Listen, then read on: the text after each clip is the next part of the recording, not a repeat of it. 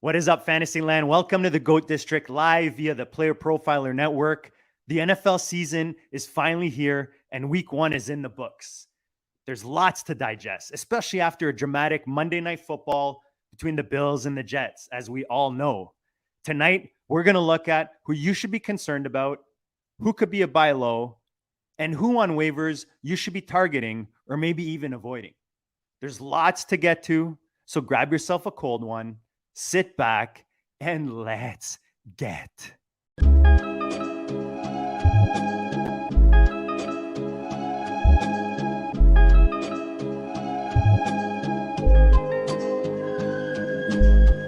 GOAT District, you know the Pope listens. Dynasty, our religion, for the blokes missing. On all of these trades, on all of these plays, on all of these grades. By the end of the day, y'all getting played. So, what you gonna do next? Try to fill up that flex? Send the homie a text? That trash offer's the best? You try to make it complex, then they text you back. Now all of a sudden they don't make any sense. Broaden your horizons, boy. Dynasty's not for the Simons, boy. These trades not for consignment, boy. Respect your opponent, y'all some piranhas, boy. This my advice, from me to you. Open up your cute little podcast queue. Search up GOAT District, my dude. Pop it in your ear, man, y'all know what to do. It's the... And I always be trading. And I always be trading. And I always be trading. Y'all try to betray them, but first you gotta bait them. Fish.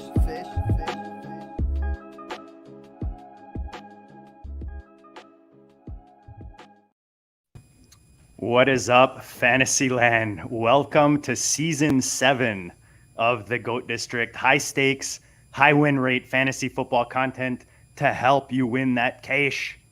Go subscribe right now to the GOAT District YouTube channel. Pause this channel right now. That's okay. Go right now, search GOAT District on YouTube and your favorite podcast platform, and make sure you subscribe so you don't miss anything this season, so we can help you win that ship. And of course, a new night for the GOAT District right here on the Player Profiler Network. As you guys see right now, Tuesday evenings, 9 p.m. Eastern. Make sure you tune in every week. And on Thursday nights, we'll be on the GOAT District Network tailgating before the Thursday night games every week. Dan, how exciting is the start of the season? Man, it's so good to finally have some football under our belt. I mean, when we go to Vegas, I go down to the sports book, and you've got all the TVs right in front of you, all the screens and everything. 8 games, I think it was, in the early wave, and then 5 in the second wave. And it was just glorious. I mean, you've got football going on everywhere. You can't even keep up with it all. It's fantastic. And, I'm sitting there with several friends, and we're all making notes. Hey, did you see that over there? We're just trying to help each other find out what's going on with everything. So no better way to spend the first Sunday. Yeah, you were lucky to stay on the Sunday. I was also in Vegas, went down last week and was there for the live drafts. The 4 of us did one. 3 of us were 2 of us were actually to be there live. Theo and myself drafted live. We had the Go Bills guys right beside us. Dan, you were on the phone with me. We were talking, and then I think you were with text with Theo, or vice versa. We were trying to make it work anyways, and Andrew just unfortunately had another draft. But the nice thing is you initially were not coming. You were home with COVID. And then I wake up Friday morning after a nice sesh of poker, and I get a good news message from you saying you're on the next flight down for the live drafts because you just tested negative, and we still had ours that you and I were splitting on the Saturday morning. I was so excited, man. I'm so glad you made it down. We had a blast with that draft. There's nothing like doing a live draft in Vegas for the FFPC. It honestly is like the World Series of fantasy football. And if you haven't done it, make sure you're there for next season. Alex, Balky, Chris, everyone at the FFPC did an amazing job. We felt really welcome. It was nice seeing everyone. John Daigle, just a guy I love, talking to on this very show.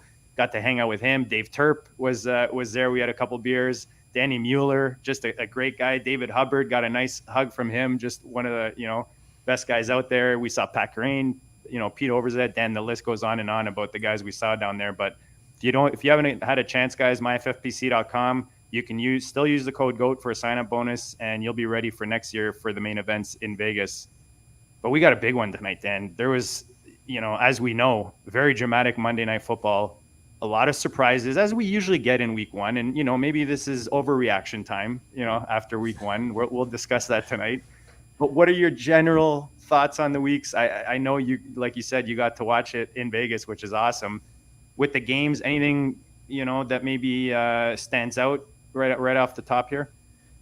I think the main thing that stands out is, you just got to really look at player usage, look less at the, the actual counting stats and more at, how much were players on the field, how many routes were they running, how many, carries did they get, all that kind of stuff. We just want to know how many snaps they got. We want to know who's out there, who's likely to contribute, because like last year we had Devonta Smith who put up a 0-0-0 stat line after week one. This year it was Dallas Goedert. I wasn't too concerned about Devonta Smith last year, but there were some people panicking in the streets. There are some people panicking in the streets about a guy like Dallas Goedert. So, you just have to, you got to look at the whole picture rather than just what's in the box score. And you can't jump the gun, guys. It's football. These guys play 18 weeks, 17 weeks. What are we at? 18 or 17? Where are we at? I don't even know anymore. We play 8. There are 18 weeks of football, and each team plays 17 games. So I'm thinking fantasy playoffs with that week 17. We're all I even have nightmares about it. I'm thinking about it right now. But our buddy Theo put it actually a really nice tweet. He said every year in week one there's fantasy panic. So he, like you just outlined, Dan, 2022 Philadelphia scores 38 points. Devontae Smith has 0 catches. CeeDee Lamb has 2 catches for 29 yards. Tony Pollard's 4 PPR points. T Higgins 4.27 points. And then Austin Eckler, eventual RB1 overall, scored 10 points in week one in 2022. So just another example from our buddy Theo. Relax a bit after the week one. And, we'll talk about some guys tonight. Unfortunately, I wish we can go on for a GOAT district, for a what is it, 90 minutes, Dan, is like a light one for us. But we made a kind of a roadmap, guys, we want to hit on tonight. And we'll try to get it through as many as we can, get to some waiver wires, and talk maybe some offenses, just overall more on a macro level on how you should approach them or how we think they're going to pan out the rest of the season. So let's jump into it, Dan. These are 2 quarterbacks that we're gonna start with. You and I were bullish on. It wasn't a popular take, I don't think, especially early in the offseason when you and I were doing those early best balls, especially the super flex ones. These guys were nice values. You've got Mac Jones in New England, and then Jordan Love, who just put up a clinic with Green Bay in Chicago. What are I know, like I said, you and I were drafting these guys. They're really nice values. Jordan Love was kind of a question mark. They're coming off of Rodgers. He has young guys around him as weapons, but how did these weapons come back this season with a new quarterback? And they look pretty good, Dan. Yeah, definitely. I mean, Jordan Love was one of those players that I was buying into a lot this offseason. Just felt like he had everything in place. We'd seen, decent results from him when he had a start last year. And, so I just felt like the combination of the price plus the upside is what I was looking for in drafts. And so happy about that. Didn't get as much Mac Jones as I got of Jordan Love. I was really onto him early in the offseason. Still kept with it in Superflex, but non-Superflex, he was just, so cheap you didn't really even have to draft him. And, lo and behold, he ends up the quarterback 2 against the Philadelphia defense. That's definitely saying something. That's a little bit of an eye-opener. I don't know if that's going to continue or not. But it's certainly something that kind of puts them on the map a little bit. And you have to think about, if you're in a league that's deep enough where you need a couple quarterbacks and most of them are gone, somebody to think about putting on your team or at least keep them on your watch list. Yeah, Mac Jones putting up 316 yards passing, 4th for the week. And then the Packers, Jordan Love with 245. Still in the top 10. So a couple of guys there giving you some good production that you got pretty cheap. And then somebody posted, Boston Sports Info, posted Mac Jones versus Josh Allen's. Dan, listen to this. The last 10 regular season games, Mac Jones goes 232 for 358, 232 out of 358, I guess you say that. 64.8%. just over 2,300 yards, 14 TDs and 5 interceptions, 90.3 rate. And then Josh Allen, 215 out of 344, 62.5% completion. And then 23-21, so same amount of yards, 17 touchdowns, 11 INTs with 85.4 rate. So just comparing the two, Dan, and knowing one was going in the second round in one QB leagues and one was barely getting drafted, kind of at the bottom of those best balls. Yeah, it's just kind of funny how we allow our priors to really cloud how we feel about players. Mac Jones didn't have the greatest year last year, but he finished off pretty decent. He was also hurt for quite a while. Had a terrible offensive coordinator. The whole offensive system he was working in was just basically trash. Now he's got Bill O'Brien back in the fold, running the offense. Somebody who's a quality, competent offensive coordinator. And even though he doesn't have the greatest protection in front of him, he's still made it work. So that's the kind of things you're looking for. A lot of positive signs like that. I'm not picking up Mac Jones a lot this week, but he's definitely on my radar. If he has another good week, I probably will be picking him up and dropping, like if, a Brock Purdy or somebody like that isn't doing quite as well as I'd hoped, hey, maybe Mac Jones is the answer because he's going to be passing a little bit more than Brock Purdy will. Dan, speaking of the Patriots, and a guy that Mac Jones was throwing the ball to is Kendrick Bourne. Nice little surprise there with 138 air yards in week 1, number 6 at their wide receiver position. There is not really anyone that's taking control and commanding that wide receiver role in New England. Is Kendrick Bourne a possibility, even at, again, a guy that was barely getting drafted this offseason? I think he is. 2 years ago, Kendrick Bourne actually looked quite good. And then last year, he really got into the doghouse. Again, the offensive system there was just terrible. And he looked bad, So last year, I was buying all kinds of Kendrick Bourne in best balls. This year, I basically bought barely any because I'd kind of given into the narrative a little bit on that. And to see him come out and start balling, and when you look at their wide receivers, there's not a lot staying in his way. I mean, Juju was only playing half the time that Kendrick Bourne was in week 1. Unless Juju's injured, that's a problem. Kayshon Boutte was playing more than Juju was. We do have Devontae Parker who was out, and he'll be coming back, and that might throw a wrench in things. But I think that's more likely to affect Boutte than it is to affect Kendrick Bourne. So Bourne is somebody that I'm willing to take a flyer on cheap in this round of waivers if I have a need at wide receiver. All right, Dan, we still have a lot to get through tonight. We do have to go to a word from our sponsors, and we'll be right back after this.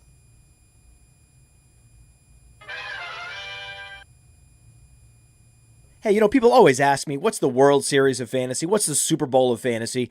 And it's easy. It's the FFPC. Their signature Players Championship has a $6 million prize pool, and their best ball leagues start in February. And they're the answer to so many questions. Hey, what's the best place to get a Dynasty Orphan? Well, you can adopt a Dynasty Orphan at the FFPC right now. There's more orphans at the FFPC than anywhere else on the internet. That's why we partner with them. So if you want to play fantasy football for low, medium, high stakes, you love Dynasty, you love best ball, you love seasonal leagues, all types of fantasy footballers need to go to the FFPC. And remember, use promo code Underworld. Promo code Underworld gets you $25 off your first team. Promo code Underworld, $25 off your first team, no matter what the format is, at the FFPC. Go get it.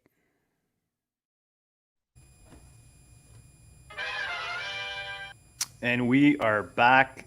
Dan, towards the end of the offseason, there's not a lot of guys that you kind of discover, per se, because you're drafting so much. And I remember you and I kind of getting a little giddier for this guy towards the back end of the offseason because the team didn't necessarily have that much brought in, to put behind their number one guy, I'll quote unquote. Kyron Williams out there in LA gave you 2 touchdowns, ran the ball 15 times for 52 yards, 3.5 average with the ball. last year as a rookie didn't show that much, but the opportunity is definitely there. We see this offense. I mean, I'm a little skeptical against Seattle, to be honest, with the Rams, moving forward. But with that coaching staff and some of those pieces there, they're going to compete. You got to believe they're going to compete. What are your thoughts on Kyren Williams? Is he a guy that you want for the rest of the season, or is this kind of a one-off? No, I don't think this was necessarily a one-off. For one thing, I was drafting a lot of him because the word had been that he was really looking great in the preseason and training camp. And it kind of sounded like he was starting to outperform Cam Akers. And that's really what we saw. We didn't see a whole lot of Cam Akers until, they were trying to salt the game away. So while you look at Cam Akers and you see, well, he was on the field and had 22 carries, he only had 28 snaps, whereas Kyren Williams had 53 snaps. Cam Akers had 4 routes run. Kyren Williams had 29 routes run. We know that the passing game is where your running backs are going to make more points. Basically every target is worth like 2.5 carries. So that's what we love to see. Kyren Williams only got 2 targets, but Cam Akers got 0. So this is a situation that I think Kyren is looking really good. If you invested in Cam Akers, if there's any way you can get a hold of Kyren Williams, you definitely need to. Yeah, there's nothing you want more than for your running backs is opportunity, right? And again, for the price you were getting these guys, like one of the guys I want to talk about in a bit is someone, people are maybe upset that he didn't produce that well and might not look too promising right now, but you got to think about where you drafted these guys, right? And what the cost was and what you expected from them for the season. So be realistic on both sides, with someone who performed really well that maybe overperformed a bit. And then you've got the other side of that. And we're talking about both sides tonight. Dan, do you want to go to Philly or Washington? Where do you want to go talk running backs?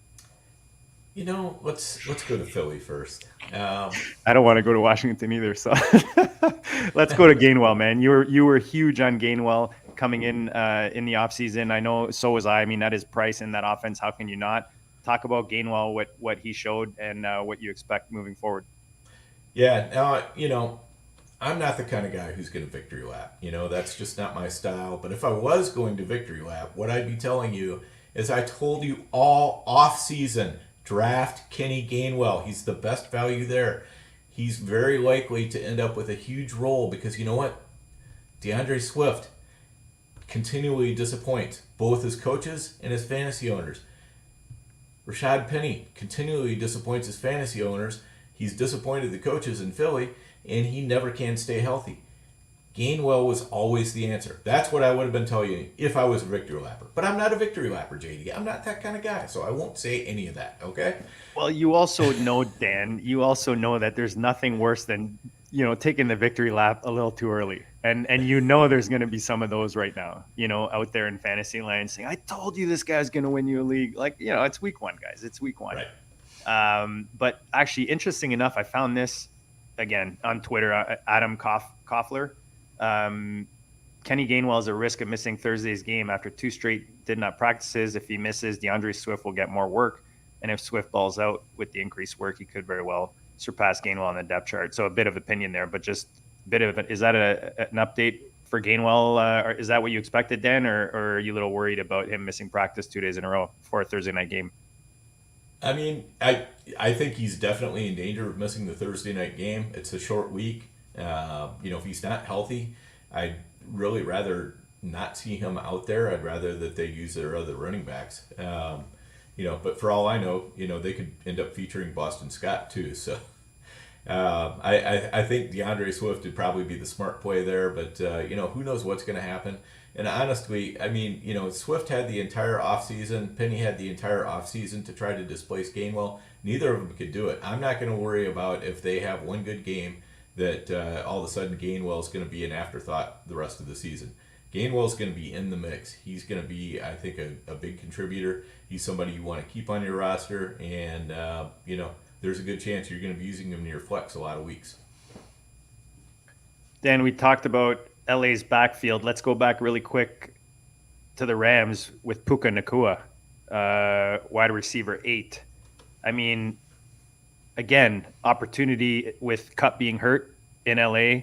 Stafford's still going to sling the ball as long as he's healthy. So you got to think someone's going to catch it. Unfortunately, as Harry Snowman knows, I was on Van Jefferson. I thought, he was kind of a next man in line. He showed flashes.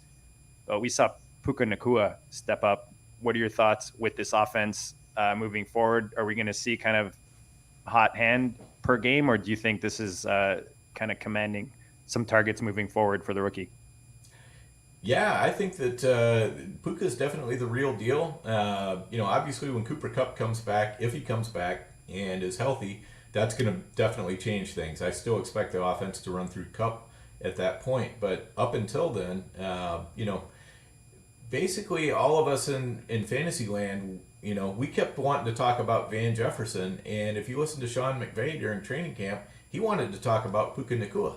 And sometimes we just gotta listen to what the coaches are telling us. And I'll be the first to admit I didn't do a great job of that. I was kind of either off the LA passing attack completely, or I was still just taking Van Jefferson because he was the guy who was going earlier. So Puka was still going to be on the waiver wire. I thought towards the last few days of drafting that really kind of changed, but. Yeah, I think Puka went out there and he showed that he definitely belongs on an NFL field. I mean, that was a heck of a debut for a rookie, and he was selling out to make those catches. I mean, that guy was bouncing off the turf in some crazy ways, trying to get the ball reeled in. And whether he did or didn't come down with the ball, he was going all out for it. So love to see that. And Dan, I don't know if you remember, Stafford's a guy we were talking about early in the offseason. I made a trade for him in a triflex for, was it 2/3? I think it was. And I desperately needed, behind Lamar and Desmond, I needed a third quarterback in a super flex league and got him for cheap. You got to think that as long as he's heavy, or as long as he's healthy, they're going to be throwing the ball in LA. They're not necessarily going to be dominating games. So I think it's a perfect situation for the rookie at the price he was going, especially.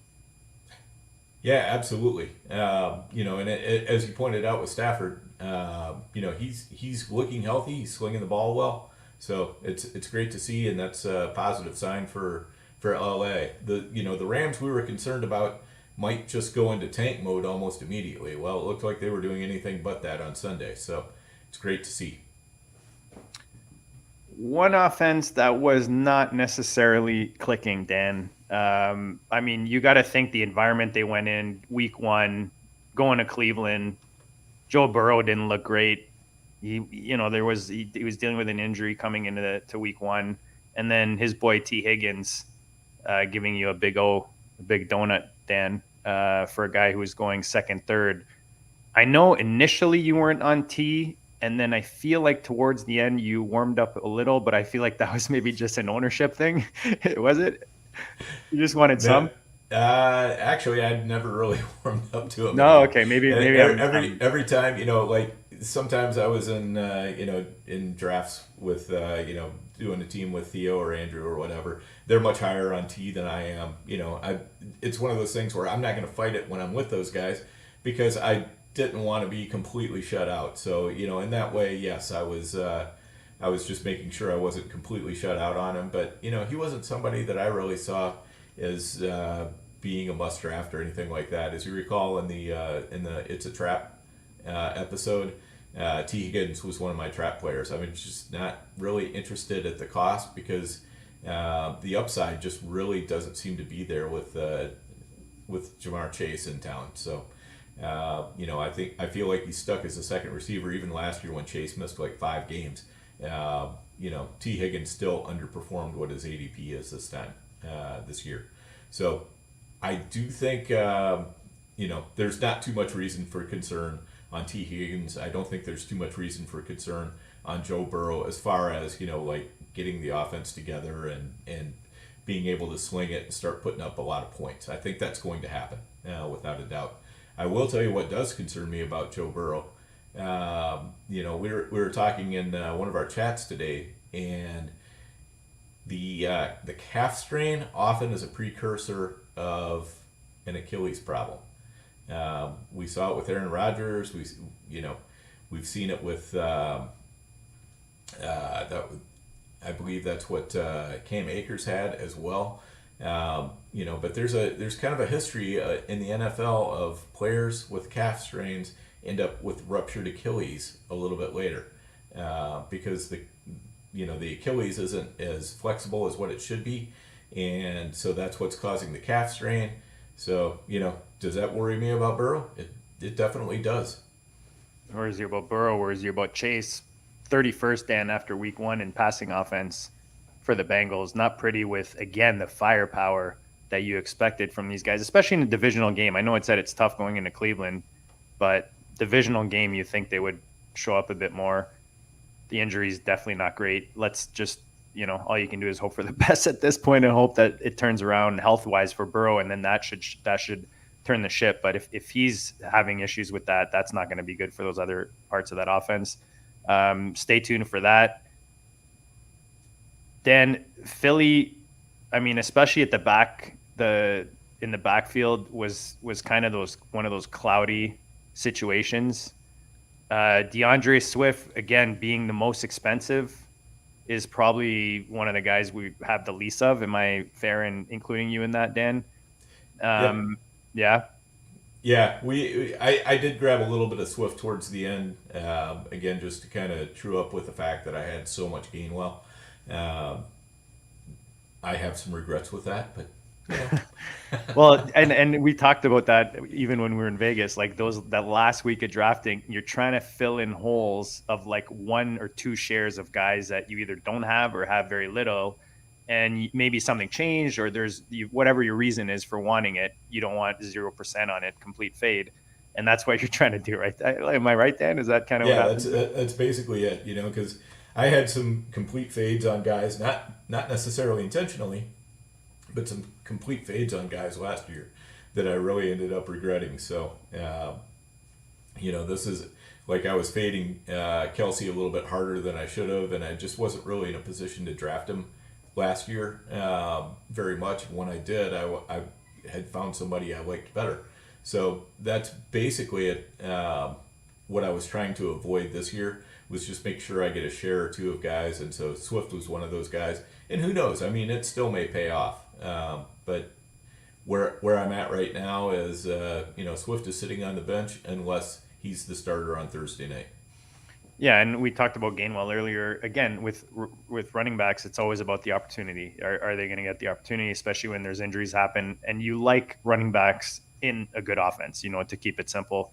And that's definitely a nice offense. Didn't look their greatest, in week 1, but you hope moving forward it'll be better. But you got to remember, some of these guys had tough matches, man. Like people are poo-pooing Pittsburgh, Dan, but you're going up against the number 1 defense.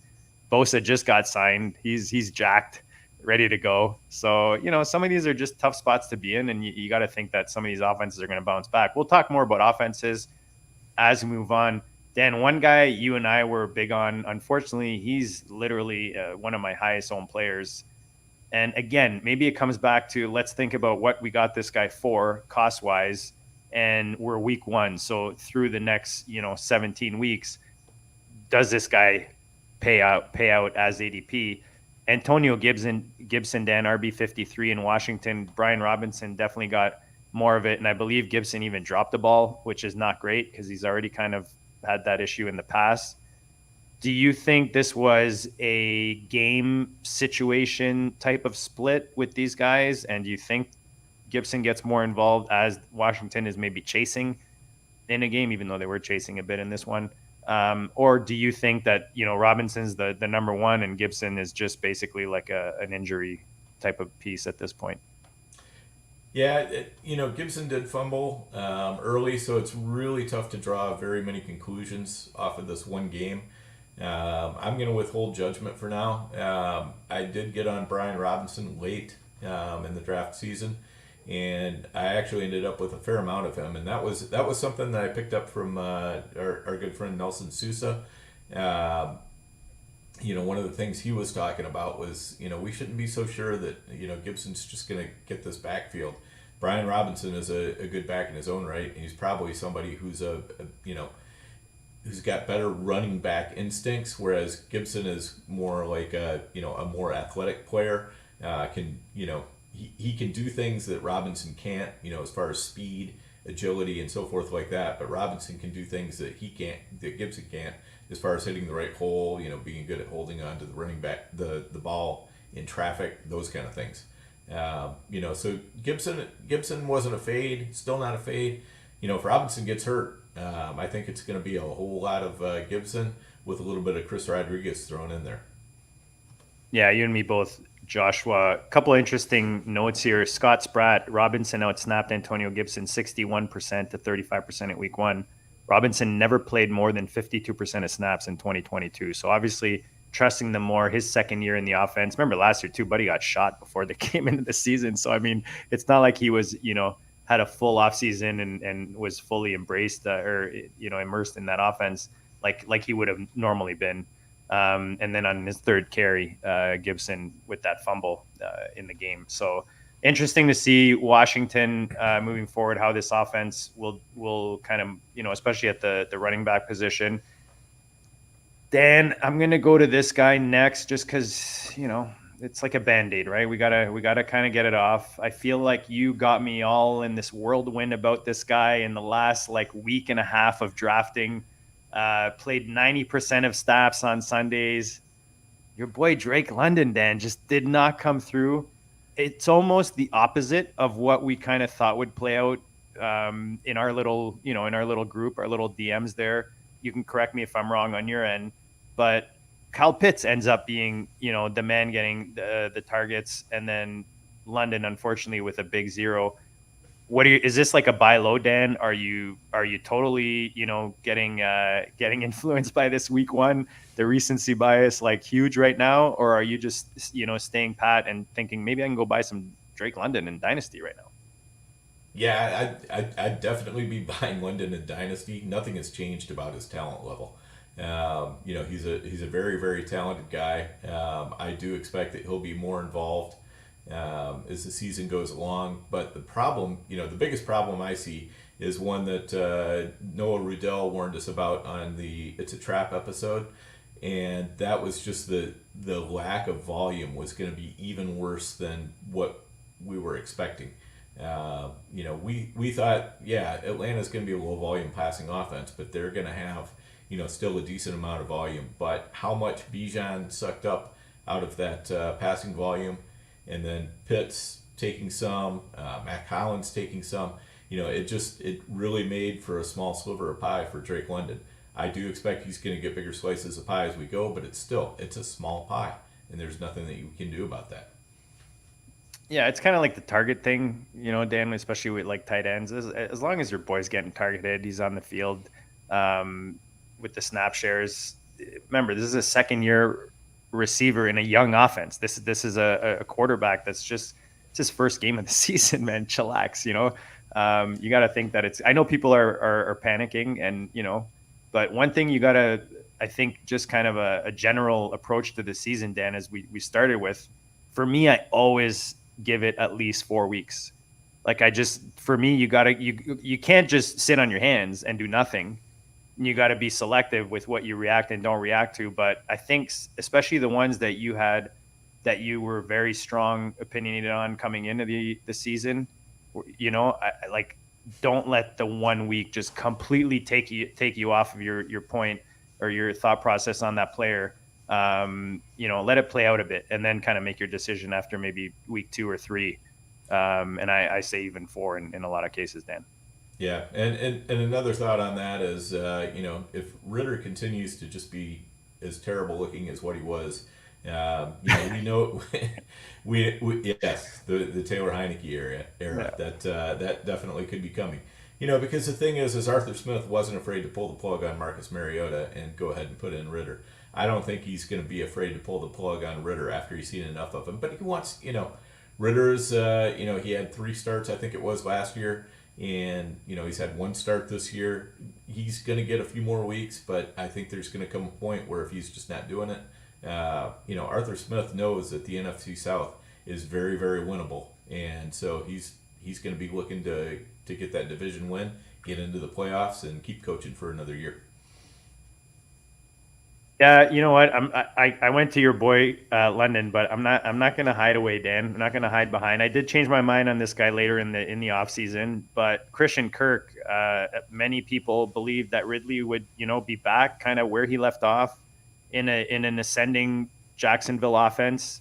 Christian Kirk last year was the guy, but this year you've got, Ingram resigning. You've got Etienne looked solid. I mean, that backfield, just both of those pieces looked solid, which is nice. You like to see that to help Lawrence. But Christian Kirk, afterthought in this offense, Dan, is this just circumstance of them wanting to give the new guy attention early in the season? Like, what are yours? I know you were on Ridley early. You and actually Dave Hubbard are guys who changed my mind on him, because you're two guys I respect deeply, and I hear you two go on about a guy I'm gonna reconsider and do a bit of research on my end to see, So what are your thoughts now moving forward? Are you fully still Ridley? Kirk is not really giving you much this year, or do you think there's maybe an opportunity there? Well, the big problem with Christian Kirk, and I'm going to look up the snap counts right here, is the fact that Christian Kirk only plays in 11 personnel. He doesn't play when there's only 2 wide receivers on the field. So we're looking at snaps in the Jags game was 61 for Zay Jones, 57 for Calvin Ridley, 43 for Christian Kirk. Routes run was 32, 34, and 24. So he's not that far behind. And I think a little bit of it was just the fact that, targets sometimes go, different places, whatever the defense is giving up. So no, I don't think it's over for Christian Kirk or anything like that, but I don't think he's going to have anywhere near the role that he had last year, because of the fact that he's coming off the field a lot more often than he was last year. Last year he was on the field all the time. This year, not so much. So yeah, Scott Pratt points out he didn't play less than 75% of snaps last year, Dan, and like you said, 60% this week. Do you Zay Jones or Christian Kirk moving forward, Dan, in that Jacksonville offense? I mean, I kind of expect them both to have pretty similar stat lines by the end of the year. I think Kirk is probably the better player, but Zay Jones being on the field a little bit more, and he's not a bad player at all. Zay Jones has turned into a pretty competent NFL wide receiver. So I expect it to be those guys to be fighting for second and third, and Calvin Ridley, as long as he stays healthy, is the clear alpha there. All right, Danny's not on the list. I'm going to bring him up. I brought him up in one of these must draft type of shows that we did this offseason. I just did not see a way how this guy would not break out this year. I mean, maybe we didn't see the complete breakout. And again, last night was a super weird game. I mean, what's with the Bills and these weird games on, like, they ended last season with that weird game, and then they started this season with the weird game. And I mean, maybe that's why Allen was shaken up last night. Maybe he's just like, what the hell's going on type of thing. Guys just dropping around me. But James Cook in this offense, he looked good, Dan, last night. He looked like a guy that could take command of that backfield. And as long as the Bills, and we'll talk about them as a whole a bit later, but as long as they kind of get their shit together, I guess you could say, which last night was definitely a good display of that. You got to think James Cook just good in the passing game, running the ball. He just looked good overall, I found. Yeah, this is another thing we were talking about in one of our group chats, and as Noah Rudell put it, Josh Allen was playing like somebody who was down 14 points, and he just needed to play like somebody who just needed to not turn it over so that they wouldn't lose the game. But when you turn it over as many times as Buffalo did, 4 times. And 3 just ridiculous interceptions by Josh Allen, that makes it tough on everybody. And, James Cook, I think if the Buffalo offense is humming, he's going to be a big part of that, and should be a big part of that. But when you've got Allen making boneheaded plays and constantly giving the ball to the other team, it's pretty tough to get touchdowns when you can't get down to the red zone because you've turned it over already. Our buddy Dwayne McFarland, who is also big on James Cook, points out on a latest tweet, 61% snaps for James Cook, 67% rush attempts, 50% route participation, 15% target share, and only 10 points in a tough matchup. And that's the thing, Dan. I mean, that defense is pretty legit. I mean, they're probably number 2 right now, top 3 anyways in the league behind San Fran, and I don't even know who else you'd put there. Yeah, you got to put San Fran there for sure. Dallas definitely there. Dallas, sorry, that's Yeah. the other team I was forgetting there. And yeah, the Jets, are probably right in that conversation as well. So it's going to be an interesting game between Dallas and the Jets this next week, I believe it is. So that's going to be a lot of fun to watch because it's going to be a royal defensive struggle. Yeah, these are not necessarily victory laps, Harry Snowman, and I appreciate it. But it's nice to see the direction of things that you thought would happen, especially when things you thought would happen did not happen, right, Dan? Like in the Gibson case or a couple other guys we talked about. But shout out to you guys in the chat, man. Famous Jay, Harry Snowman, Nick Tabs is here with us. AJ Hernandez in the house. Joshua Dodge. You guys are always awesome. We love when you guys come in and drop your comments, your thoughts, whether they're good or bad. We love them. Make sure you smash the like, guys. Smash that subscribe and share this with someone out there in fantasy land, whether it's not necessarily a league mate, but a friend or sister, brother, or anyone that's playing fantasy. Send them a little Goat District link and share the goatness with them. And 1912, we can't forget 1912. Oh, 1912, yeah. Sorry, buddy. There he is. Yeah, don't forget me. Hey, we got a chat still. 1912. You gotta get in the DMs there, brother. All right, everybody's coming up in the chat here. Then let's go back to Philly and Dallas Goedert. I know we got a stack, I believe, in with Hurts. Maybe we can talk about this offense as a whole. I mean, we're talking about 2 of their big weapons here. Heath Cummings points out the last time Dallas Goedert played and produced 0 yards in a game was week 12 of 2021. And then the next week he had 6 catches for 105 and 2 touchdowns. You worried about Philly? You worried about Goedert? You worried about Hurts? Or is this just a matter of they played a New England offense or defense who we know is tops in the league? New England, I think, is probably going to be pretty good against the tight end when all is said and done. So, I wouldn't get too worried about it. I will point out that Mark Garcia, Hilo, when he was on for the It's a Trap episode, yes, Dallas Goedert was one of his trap players. And basically, the consensus we came up with was why not just draft, like a Pat Fryermuth a couple rounds later rather than spend up on Goedert because they're probably pretty close to the same player. So not concerned about Goedert at all. If you've got him on your team, I'd still have him confidently in the starting lineup. I expect things to turn around. The Vikings defense is certainly not all that great. So, I don't see a reason why he can't get things turned around pretty quickly there. Dan, Jacoby Myers, 10 targets, 9 receptions, 81 yards, 2 touchdowns. Maybe one of the only bright lights in that offense in Vegas over the weekend. What are your thoughts on Myers? Is he someone you're happy you have shares in best ball? Are you thinking you wish you had more? Or are you thinking he's a buy, he's a sell? What are your thoughts on the receiver right now in Vegas?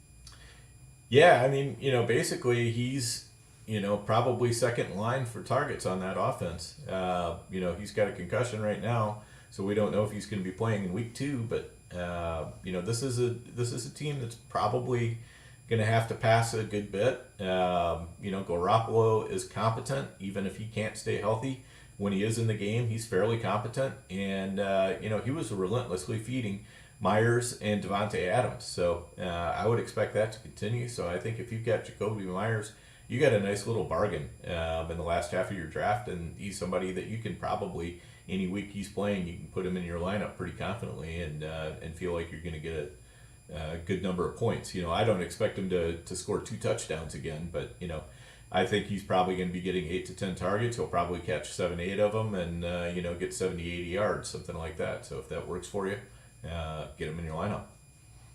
Yeah, he was one of those guys, if you started maybe RB early or you hit the QB tight end position early in those best ball drafts or in those redrafts, he was a guy that you could get as your wide receiver 3-ish, in a pannick, a wide receiver 2, and look at the numbers he's given you. You don't, like you said, you're not getting this every week, but I do think he can give you pretty consistent targets moving forward in what we like to call the narrow target tree, Dan. Yes, narrow target trees are what we live for. It's so nice when you can count on targets, Especially in an offense that, like, they're not going to be the best. So they got to be throwing the ball, especially in that division against the offenses they got to play against.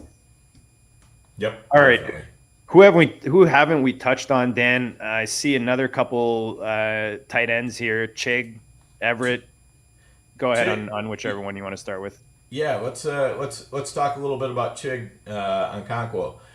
So what I love to see is that he got a ton of snaps and he was running routes a lot, much more than last year. The only problem was he only got 2 targets. But if he can get the targets, keep the efficiency he had last year, and combine it with the amount of usage, the volume that he's getting this year, that could be something really special. So if you've got Chig, I would not drop him. I'd hang on to him. You might put him on your bench until you see him do something. But I think he's an intriguing player that you really want to hold on to, and just kind of let things develop a little bit. And then we had Gerald Everett. This is basically the opposite problem. We hoped that Gerald Everett was going to be, kind of the go-to tight end in an offense that was going to be passing the ball a ton. We had visions of what Jake Ferguson was, or not Jake Ferguson, what Dalton Schultz was doing last year in the Dallas offense. And, with Kellen Moore coming over, and we've got a good quarterback with Justin Herbert, so it was real easy to tell yourself a story where Gerald Everett was going to be, a really underrated big-time producer. And what's actually happened is that, at least in week 1, he was splitting time with Donald Parham. And if he's going to be a part-time tight end, I probably don't want any part of him in most leagues. I mean, if you're in the FFPC and you've got 20-man rosters, yeah, you probably can still roster Everett. But it's going to be really hard to put him in your starting lineup unless you're in a real jam. So that's very, very concerning. I would need to see something different as far as his usage before I would trust him again in my lineup.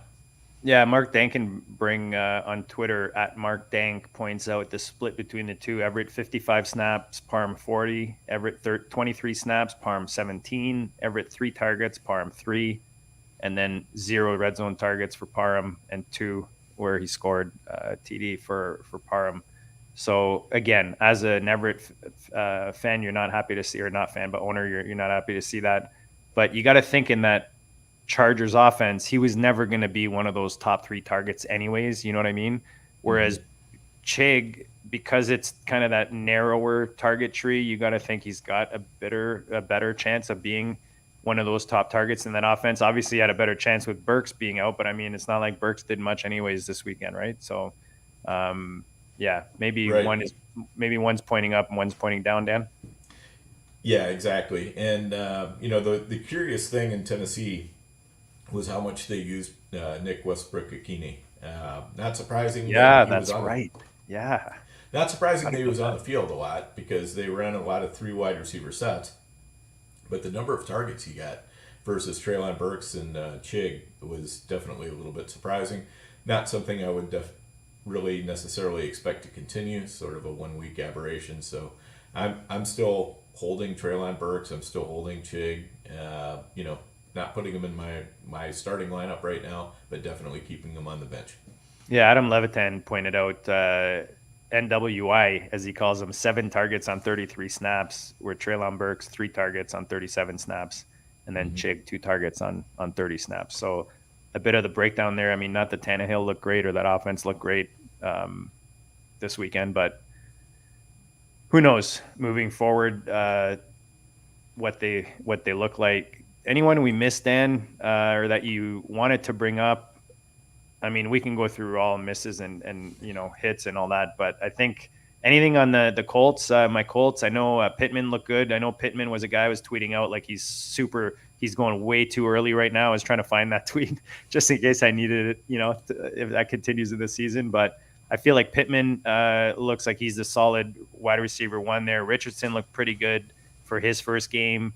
Evan Hall, disappointing. He gets injured, especially with Deion Jackson he wasn't anyone we were really high on. Dan, you and I had that conversation as someone that might be a trap maybe even coming into the season as a starter? Yeah, definitely. Deion Jackson didn't look great, so it's tough to have big expectations for him. Kind of the player I want to highlight on the Colts would be Josh Downs. He had almost as many snaps as Pittman and Alec Pierce. He ran close to as many routes. Pittman 46, Alec Pierce 41, Josh Downs 36, and he got twice as many targets as Alec Pierce. I think that he's somebody that as Richardson gets a little bit more comfortable running that offense, I think Josh Downs could definitely be a big part of that. So he's basically free right now in almost any league. He's on the waiver wire even in 20-man leagues, at least some of the time. So, or not 20-man leagues, but I should say 20 leagues with rosters of 20 players and 12 teams. So, in a 240 player deep, he's still on the waiver wire, probably about 30-40% of the time. If your rosters only run 15 or 16 deep, he's going to be on the waiver wire pretty much everywhere. So somebody to keep an eye on, because I think good things could start happening for him as well. Before we get to waiver wire talk, Dan, we've got about 10 minutes left here in the show. Out of these offenses, like, who are you, or even top of your head, like, what offense concerns you the most? I know your Vikings cost me one of my survivor entries. I had the Vikings and Washington. And the worst part is I went in to change Minnesota to Baltimore, and I somehow just left the screen on my laptop, and I never actually made the change. I was so pissed when I saw that. But Minnesota, Cincinnati, we talked about Pittsburgh. I mean, they played a tough defense. The Jets now without Rodgers, and the Bills not looking that great. Which offense are you most concerned about, just as a whole? I would actually throw Seattle out there. Or Seattle, yeah. Good one. They just did not look good against the Rams. And the Rams defense, when you look at them on paper, it looks like Aaron Donald and a bunch of basically lawn chairs out there, and that was not exactly how it went. They played a lot of havoc with Seattle's offensive line. I mean, I know Seattle had a couple linemen hurt during the game, but they've got to find a way to deal with that, because they did pretty much nothing but 3 and outs for the entire second half. This is an offense we expected to see a lot more out of Metcalf, out of Lockett, and out of JSN. And we did see a good amount out of Walker in the first half. DK Metcalf looked pretty good in the second half, but by the first half, I should say. By the second half, everybody looked terrible. So it was just Geno Smith was running for his life. When he was throwing the ball, he wasn't doing very well with it. So it was a tough offense to watch, and I'm definitely concerned about that. Are we panicking as top tier quarterback drafters if you drafted a lot of these, top 3 guys, Hurts, Mahomes, or Allen right now, Dan? I'm not panicking because part of the deal is that there's almost no preseason anymore, and a lot of times the starters aren't playing at all, or they're playing just so very little. We've seen a lot of rustiness in that first week. I was talking to one of my friends as we were watching the games. I said, the bet I should have made when I was at the books was to just bet the under on every single game, and I would have come out a winner. What was it? One of my buddies told me what the record was for the unders this week, and it was like 85% or some crazy like that. Yeah, it was. I didn't go back and look at it exactly, but the unders hit definitely more often than not, probably at least 2/3 of the time. So that. And I think that's just going to be the way it is going forwards in the NFL, because they're just, they're not putting that emphasis on being ready. So week 1 is really kind of the dress rehearsal for the offenses, and so the defenses tend to be a lot more ahead. When both sides really haven't been out on the field that much, you typically see defense ahead of offense. So that's what we saw. Yeah, he's not one of the top 3, but the Burrow situation in Cincinnati definitely worries me the most, because that's going to be the hardest to turn around if it's the quarterback that's got the issue. But I like your call on Seattle earlier with one of those offenses to worry about. Let's talk waiver wire really quick before we got about 5 minutes, Dan. Obviously, with after week one, it's chaos. You are a waiver wire. I'll say it. You're like a waiver wire to me. You're a waiver wire guru. To the people out there, you should be a waiver wire guru. You're just always on top of it. Your bids are very good. I don't even know how to they're accurate. I guess you could say, just because you're pretty good at gauging what amount you should put on players. Anyways, what are your general thoughts usually going to week one, and how has it changed, if at all, with this specific season? Yeah, so depending on the size of your league, the waiver wire might be very rich, or it might be a little bit down. When we're looking at our contest leagues in the FFPC and NFFC, and we've got 12 teams and we go 20 deep for each roster. It's a little light this week. Here and there you can find guys that, that particular league might have skipped over. Like I'm finding, some Hunter Henrys, some Hayden Hursts at tight end. I'm finding, Josh Downs, Rashid Shaheed, even a little bit of Puka Nacua. Try saying that 3 times fast. Kendrick Bourne, so players like that. But you don't want to break the bank on any of these guys, because they're, if you need a tight end, go out and spend what you need to get Hunter Henry, Hayden Hurst. I think they're going to do you well. But if you are looking for wide receiver help, I think you probably don't want to be over probably 10 or 15% on any of these wide receivers.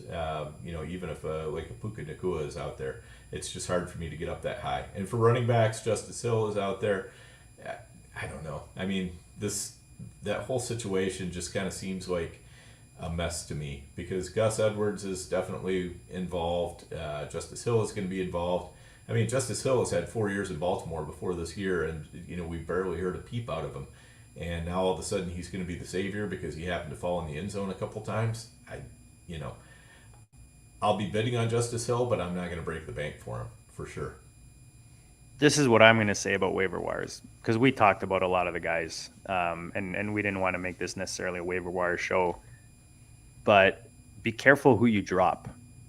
I've talked to him in the past, coming really close in what used to be called the football guys, because I got Odell Beckham Jr. off of waivers, his big year, and another year I believe it was Juju, like picked up off waivers. He had a pretty good season that season. So, pay attention to who's being dropped, and just be careful of who you drop, because it might be a regret you have if that guy's taken and they go on and be the league winner, or one of those league winning players. So that's my quick 2 cents. I mean, we talked a lot about these guys. I think it really depends on your situation. I actually like Justice Hill, because I don't know that he's going to be one of the most sought after guys. I think. What do you think, Dan? You think Gus Edwards more bid on than Justice Hill, or you think Justice Hill is the guy that everybody's going after? I think more people are going to be going harder after Justice Hill, because they're just Okay. going to look at that box score and see the 2 touchdowns. And they might be right. I don't know. But again, I don't see it as being a situation that, it's probably going to be a mess. It's going to be a little bit tougher to trust. If Josh Kelly is available, I'd definitely be going after him. If Kyron Williams is available, I'd definitely be going after him, much before I'm going after Justice Hill. So I would put in the bigger bids on those 2 players, and smaller bid on Justice Hill, or I believe 1912 was asking how much would you bid on Josh Kelly if you had a $100 budget.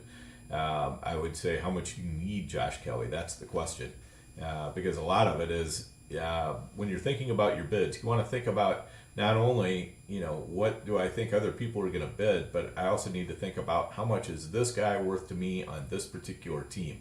Because, if I'm deep at running back, I'm just going to put in a price enforcing bid on Josh Kelly. I don't necessarily need him. I just don't want to see somebody pick him up for too cheap.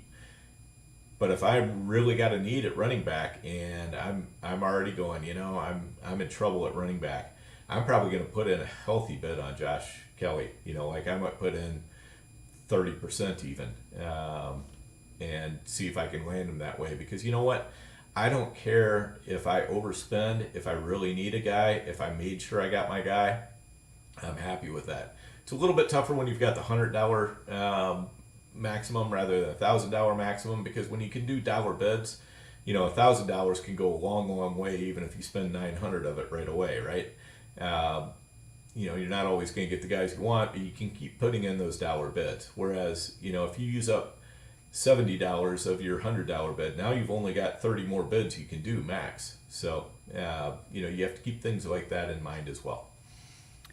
He's the overhyped sleeper, note ye on the end, because he's just dropping straight fire. And we're going to end with that, Dan. This has been a blast. Hopefully you all enjoyed. You smash the like button, smash a subscribe. Check us out every Tuesday night right here on the Player Profiler Network, 9 p.m. Eastern. Find us on your favorite podcast platform. And Thursday night, 7 to 8 p.m. Eastern, tailgating before the Thursday night. Come check us out on the Goat District YouTube channel. Guys, good luck week 2. We'll check you all later.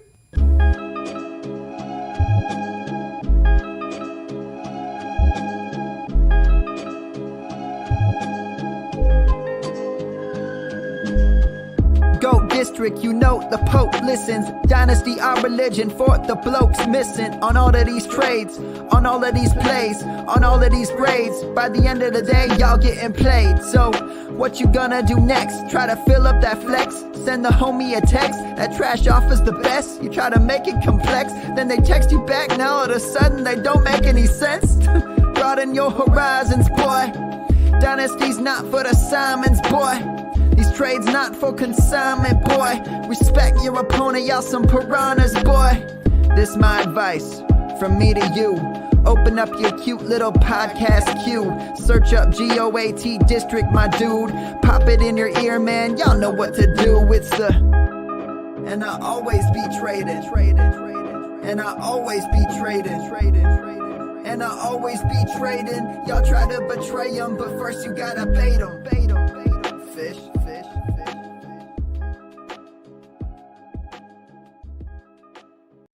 Hey, I want to take a moment to thank you for tuning in. It's important to me that all of our media be free. This is only possible because of you allowing a true independent sports media enterprise to thrive unlike any other in the business. So please subscribe to the All In Package to continue to make all of this possible, to ensure that all of our stats, information, data, content is available to you, especially you, the people that get the site and get the show.